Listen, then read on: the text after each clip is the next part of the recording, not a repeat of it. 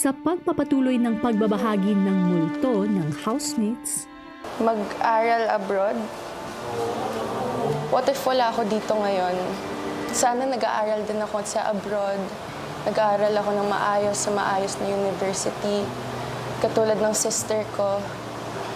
Ang hirap lang din kasi parang hirap din ako hanapin yung sarili ko from all the pressure also. Tsaka yung expectations ng mga tao. Hindi pa naman ako graduate ng senior high school. Yung ate ko, graduate na siya ng college. May sarili na siyang family. Kuya DJ, sobrang successful niya here in the industry, mom ko.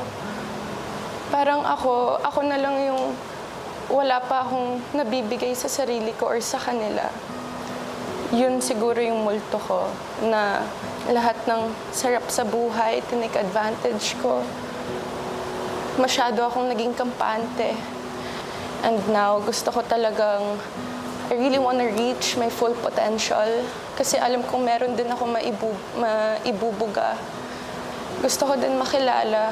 I wanna make a name for myself also. Ayoko lang na nasa shadow na lang ako lagi ng family ko. I also really want to show everyone na despite all the expectations and pressure, kaya mo pa rin, pwede ka pa rin gumawa ng sarili mong pangalan. You can still build your own path and make your own dreams come true. Honestly, now, hindi ko din in-expect na mapupunta ako dito sa PBB. Pero sobrang saya ko kasi somehow may maipagmamalaki na rin ako sa mga tao na ako, ito naman yung napagdaanan ko, ito naman yung achievement ko. And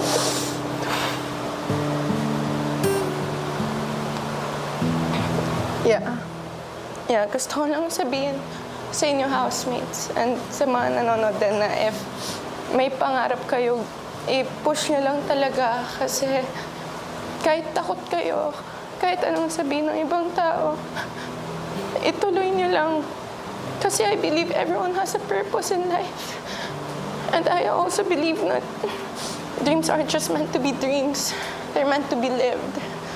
Actually, may nabasa rin ako na hindi maglalagay si God ng ganyang kalaking pangarap sa puso at isip nyo if He knows na you're not capable of making it real.